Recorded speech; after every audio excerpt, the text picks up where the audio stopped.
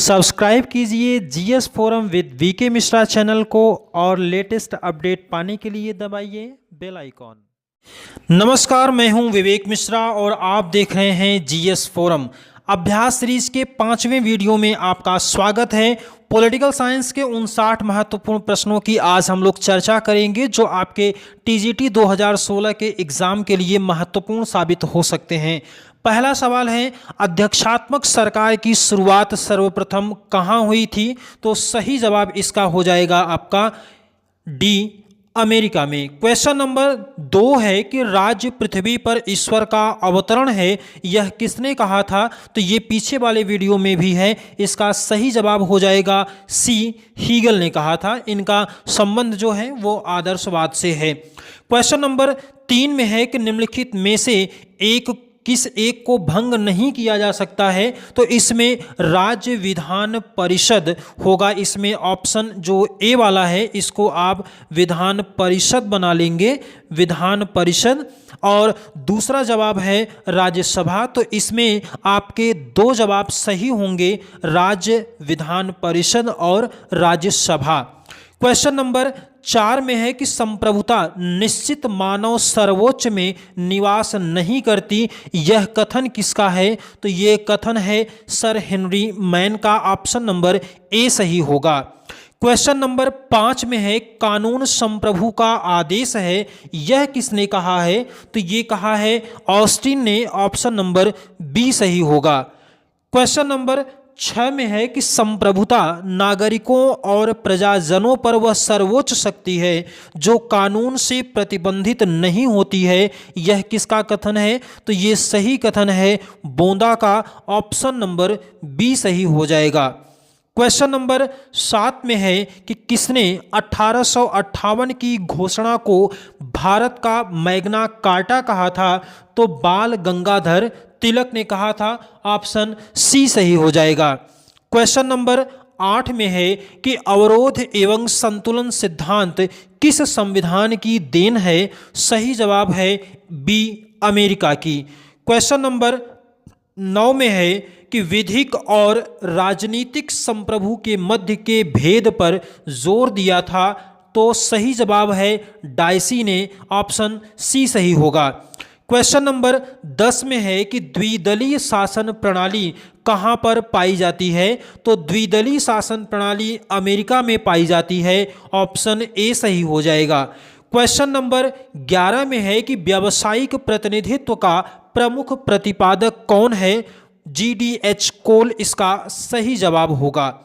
Question number 12 में है सामाजिक संसद का समर्थन किसने किया था?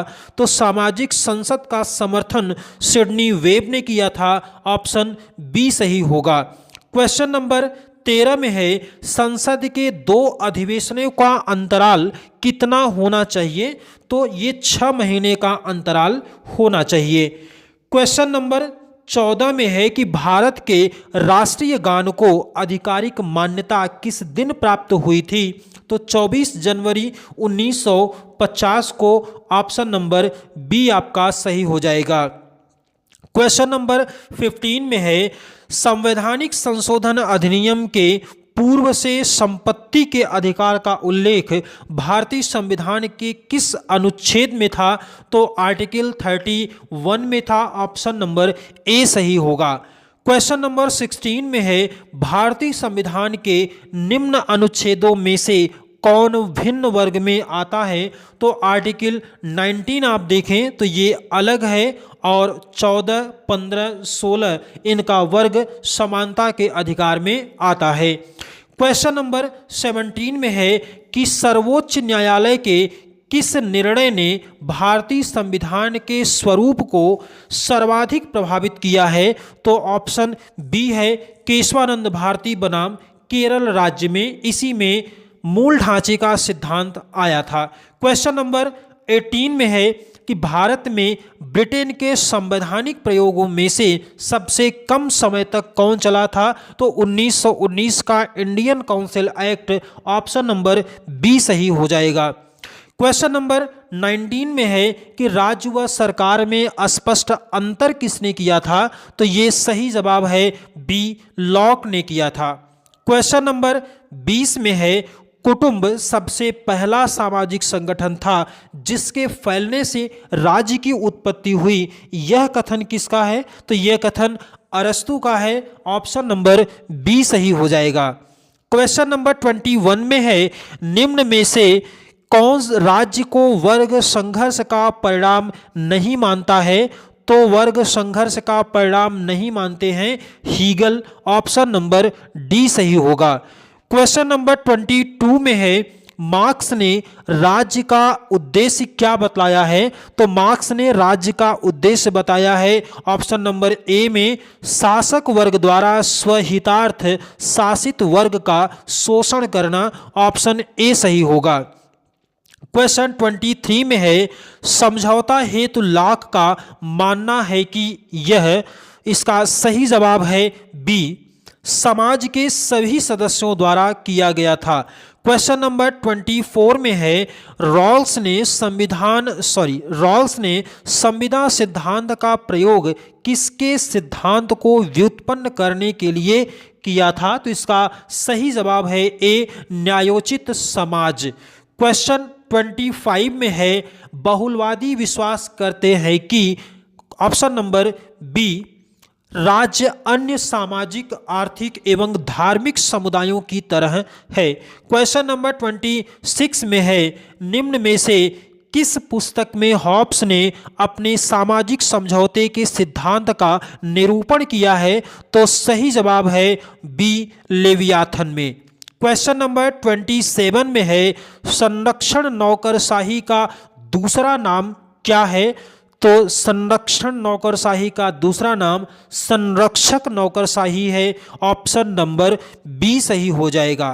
क्वेश्चन नंबर 28 में है, सरकारों के प्रकार में परिवर्तन होता है एक निश्चित कालक्रम के अनुसार। यह कथन किसका है? तो ये कथन है अरस्तु का। ऑप्शन सी आपका सही होगा। क्वेश्चन नंबर 29 में है, किसने कहा है कि मेरी आशा मात्र प्रार्थना में है तथा उत्तर प्रार्थना में है? यह कथन है बी, दादा भाई नौरोजी का। ऑप्शन बी आपका सही होगा। क्वेश्चन 30 में है, कौन सा अनुच्छेद सर्वोच्च न्यायालय को यह शक्ति देता है कि अगर कानून मौलिक अधिकारों के अनुरूप नहीं है तो वह उसको रद्द कर सकता है? ऑप्शन आपका ए सही होगा, आर्टिकल 13 में। क्वेश्चन 31 में है कि गोपालन विवाद को बहुमत ने किस जगह पर बदल दिया था? तो इसका सही जवाब है सी, केशवानंद भारती विवाद। Option C. क्वेश्चन 32 है कि निम्न में से कौन सा उदारवादी आंदोलन का प्रमुख लक्ष्य नहीं है? तो उदारवादी आंदोलन का प्रमुख लक्ष्य आर्थिक समानता नहीं है। ऑप्शन आपका बी सही हो जाएगा। क्वेश्चन नंबर 33 में है कि राजनीतिक विकास की अवधारणा को किस विचारक ने पर्यावरण से संबंधित माना है? ऑप्शन ए सही होगा, रिंग्स ने। क्वेश्चन नंबर 34 में है, कम्युनिस्ट मैनिफेस्टो किस वर्ष प्रकाशित हुआ था? तो 1848 में। सही जवाब है सी। क्वेश्चन नंबर 35 में है, निम्न में से कौन राज्य की उत्पत्ति के पितृसत्तात्मक सिद्धांत से संबंधित है? तो इसका सही जवाब हो जाएगा B, Henry Maine. Question number 36 में है, निम्न में से कौन संप्रभुता की विशेषता नहीं है? तो संप्रभुता की विशेषता नहीं है विभाज्य होना। ऑप्शन सी सही हो जाएगा। क्वेश्चन नंबर 37 में है, फांसीवाद का किस प्रकार के नेतृत्व में विश्वास है? तो फांसीवाद विश्वास करता है एक व्यक्ति के नेतृत्व में। ऑप्शन ए सही होगा। क्वेश्चन 38 में है कि मार्क्सवाद के विकास में लेनिन का क्या योगदान है? तो मार्क्सवाद के विकास में लेनिन का योगदान है साम्राज्यवाद का सिद्धांत। ऑप्शन सी सही होगा। क्वेश्चन 39 में है, किसी देश का विकास किस पर निर्भर करता है? तो किसी देश का विकास श्रम, पूंजी और टेक्नोलॉजी पर डिपेंड करता है। ऑप्शन ए सही हो जाएगा। क्वेश्चन 40 में है निम्न में से सही युग्म नहीं है, तो लॉक द प्रिंस ये आपका सही युग्म नहीं है। क्वेश्चन नंबर 41 में है निम्नलिखित चिंतकों में से किन्हें सामान्यतः दार्शनिक उपागम का संस्थापक समझा जाता है, तो इसका सही जवाब है प्लेटो और अरस्तु को। क्वेश्चन नंबर 42 में है निम्न में से किस मध्ययुगीन विचारक ने अरस्तु के मूल राजनीतिक विचारों को अपनाया, तो संत टॉमस एक्विनास ने। ऑप्शन नंबर बी सही हो जाएगा। क्वेश्चन नंबर 43 में है कि पुस्तक पॉलिटिक्स ऑफ स्केर्सिटी के लेखक कौन हैं, तो सही जवाब है बी मेरोन वीनर। क्वेश्चन नंबर 44 में है निम्नलिखित में कौन विशिष्ट वर्ग के संचलन में विश्वास करता है, तो परेटो और मोस्का। ऑप्शन नंबर बी सही होगा। क्वेश्चन नंबर 45 में है कि आदर्श शासक के कर्तव्यों का विवरण निम्नांकित में से किसमें है, तो प्लेटो के रिपब्लिक में। ऑप्शन ए सही होगा। क्वेश्चन नंबर 46 में है फेबियन समाजवादियों का न्याय उद्देश्य था, तो इंग्लैंड में समाजवाद की स्थापना करना। ऑप्शन बी सही होगा।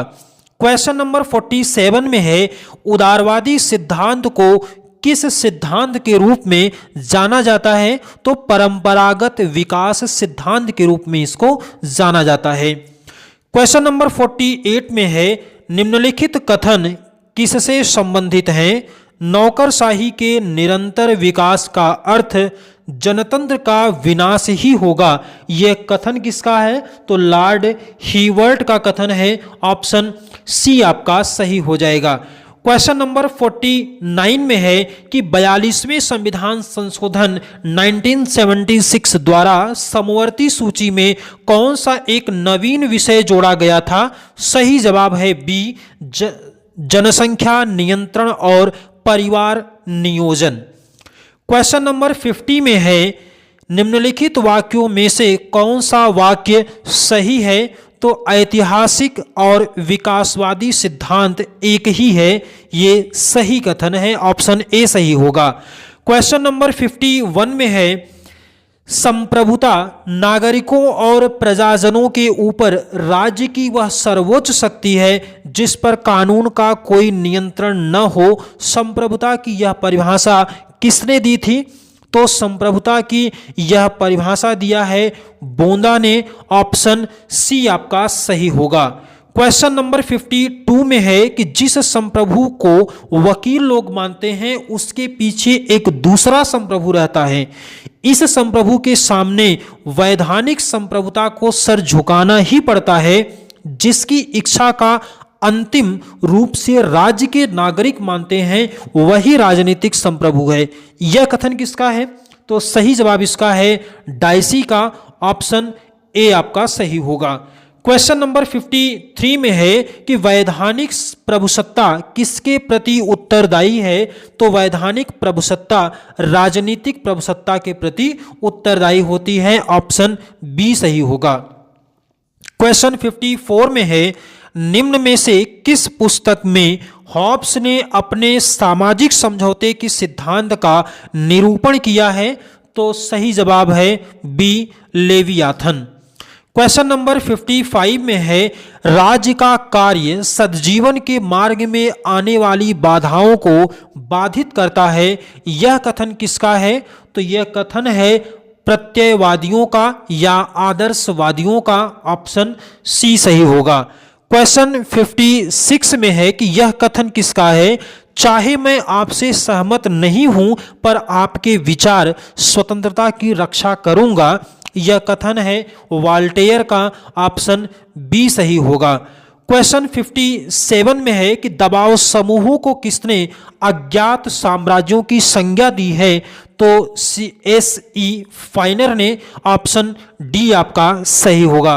क्वेश्चन 58 में है सर्वोच्च न्यायालय के न्यायाधीशों को किसके द्वारा कार्यकाल समाप्त होने से पूर्व हटाया जा सकता है, तो सही जवाब है ए संसद के दोनों सदनों के सिफारिशों पर राष्ट्रपति के द्वारा यहां पर महाभियोग जैसी प्रक्रिया का पालन किया जाता है। क्वेश्चन नंबर 59 में है कि राष्ट्रपति सर्वोच्च न्यायालय का परामर्श निम्न में से किस विषय पर ले सकता है। तो इसमें आपको विकल्प में थोड़ा सा संशोधन करने की आवश्यकता है।